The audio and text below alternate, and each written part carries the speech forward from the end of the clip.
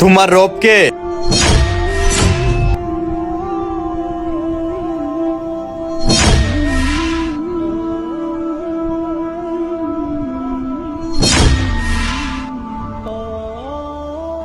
আল্লাহ। তোমার দিন কি? ইসলাম। তোমার নবী কে?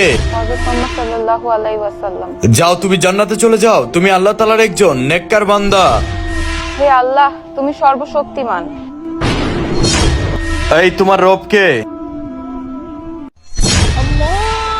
এ বন্ধু, আজান তো পড়ে গেছে, চল নামাজটা পড়ে আসি।